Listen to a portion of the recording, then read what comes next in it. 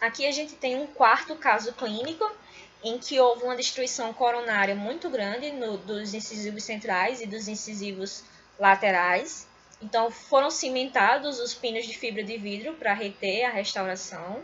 Nesse caso, o planejamento do tratamento, né, executou uma restauração direta em resina composta. Então, houve toda uma reconstrução em resina composta dos incisivos centrais e dos incisivos laterais também. Restauração retida a pino. Aqui a gente tem o resultado após a etapa de acabamento e polimento. Então, a gente vê que foram restaurações muito bem executadas, né, que alcançaram uma qualidade muito boa, anatomicamente falando, a questão de seleção de cor também. E aqui a gente vê o antes e depois. Então, a gente pensa, por que, já que teve tão grande destruição coronária, pouca quantidade de férula, não foi indicada uma restauração indireta em vez da restauração direta? A gente sabe que a restauração indireta, a coroa cerâmica, ela teria uma maior resistência às forças mecânicas, né? As forças de incidência nesses elementos dentários, em comparação a uma restauração direta, né? Tendo em vista que essa férula, esse remanescente dental era muito pequeno. Mas a gente vê aqui uma questão, uma particularidade desse caso, que o paciente tinha mordida aberta. Então, como ele tinha essa mordida aberta, a gente vê aqui que ele não tem função incisiva, não tem movimento de tração tão forte nesses elementos dentários, tá? Que levem a um risco maior de fraturar ou de soltar esse pino que foi cimentado. Então, nesse caso, foi bem indicado, né? O planejamento foi correto, que dava sim para ser realizada uma restauração direta retida a esses pinos. Em casos de dentes tratados endodonticamente com raízes fragilizadas, a gente precisa fazer um protocolo mais customizado, né, quanto à inserção e cimentação desses pinos. Essas raízes fragilizadas são aquelas em que as paredes circundantes do canal foram muito desgastadas, foram muito alargadas. Isso pode ter sido devido ao tratamento endodôntico, né, ou a um retratamento endodôntico. Então, a gente pode utilizar duas técnicas de confecção para pinos em raízes fragilizadas, que é a técnica do pino anatômico e a técnica da utilização de pinos acessórios.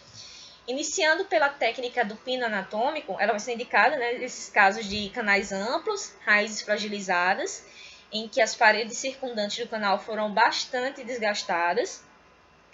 E por que a gente precisa fazer um pino anatômico, né? É como se a gente fizesse uma modelagem do canal. Porque a gente vai diminuir a quantidade de cimento, caso a gente colocasse apenas o pino. Iria ter uma espessura muito grande de cimento nesse conduto que é muito alargado e geraria uma contração de polimerização muito alta. Então, a gente faz uma modelagem desse canal, esse pino modela a anatomia do conduto. Isso vai minimizar essa espessura do cimento e minimizar essa contração de polimerização.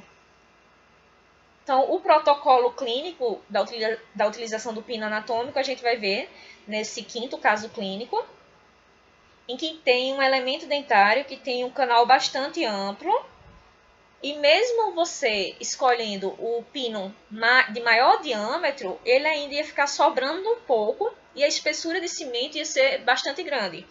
Então, aqui foi indicado fazer um pino anatômico, tá?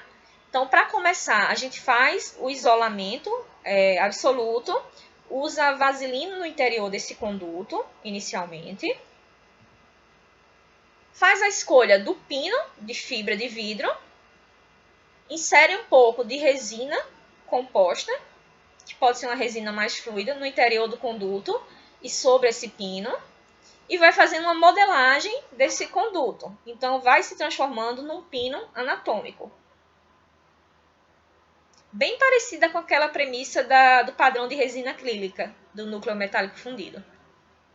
Então, depois que ele vai obtendo o formato anatômico do conduto, a gente polimeriza ele, essa resina composta do lado de fora, tá? O substrato dentário vai passar pelo condicionamento ácido fosfórico, sistema adesivo, a mesma coisa aqui. É aplicado o ácido para asepsia, o silano, depois o sistema adesivo, e a gente cimenta esse pino anatômico no conduto. Lembrando que a gente tem que fazer essa reconstrução aqui do núcleo de preenchimento em resina composta. Depois a gente faz o preparo para a coroa total.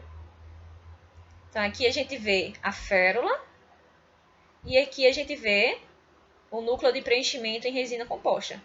Nesse outro caso aqui, a gente já vê que a férula estava bem maior e aqui o núcleo de preenchimento em resina composta. Aqui a gente já tem um exemplo de núcleo metálico fundido. E aqui é a férula dele. Então aqui tem um pino anatômico cimentado. Então a gente vê que realmente era um conduto bem amplo. Se a gente colocasse só um pino, a espessura de cimento ia ser muito larga. Os pinos acessórios são indicados para esse mesmo caso, certo? É uma outra opção para a gente trabalhar em canais amplos, né, muito alargados, muito desgastados. Ele também vai diminuir essa quantidade de cimento e diminuir, consequentemente, a contração de polimerização desse cimento. Então, aqui são os exemplos desses pinos acessórios. São pinos mais fininhos, que são utilizados associados ao pino de fibra de vidro central. Então, nesse caso clínico 6, a gente vai ver a sequência clínica da utilização dos pinos acessórios. Então, aqui a gente vê um conduto bastante fragilizado, uma raiz bastante fragilizada. A parede circundante está bem desgastada, né? Então, a gente faz o isolamento aqui com a vaselina, coloca um pouco de resina composta para fazer a premissa do pino anatômico e o pino central. E a gente faz a inserção de pinos acessórios para aumentar a resistência da confecção desse pino. O pino tem que passar por aquele tratamento de superfície. A gente faz a asepsia, que pode ser com ácido fosfórico ou com álcool 70, depois a aplicação de silano, depois a aplicação do adesivo. Então, aqui a gente já fez a inserção dos pinos acessórios, faz o assentamento dele, marca onde precisa ser cortado, os 2 milímetros aquém da incisal, polimeriza esse conjunto, que tem resina composta aqui.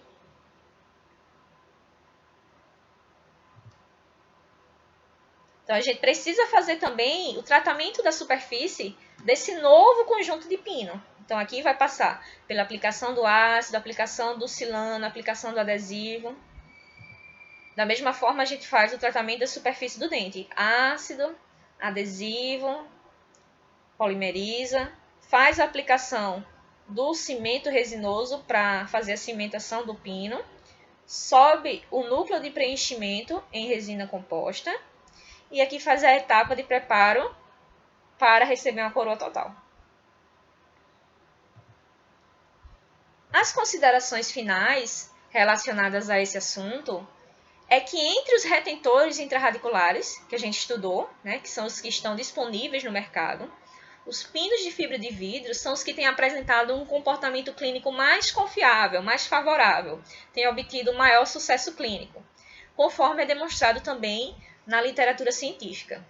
A principal vantagem dele em relação aos núcleos metálicos fundidos é que seus insucessos não incluem as fraturas radiculares, né? Que são fraturas que têm um prognóstico muito sombrio, em que levam à exodontia.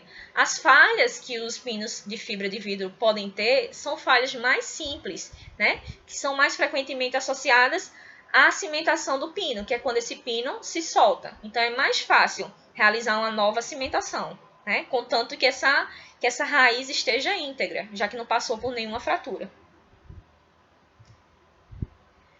Então, gente, essa aula é uma aula que precisa de um entendimento muito detalhado dos protocolos. Como eu tinha citado, é um assunto que tem em diversos livros de dentística e também em livros de prótese fixa. Aqui são alguns exemplos de referência de livros em que vocês podem encontrar esse assunto, mas outros livros também provavelmente vão ter esse tema de retentores intrarradiculares, certo? Então, vocês deem uma estudada também nas referências que a gente passa para vocês.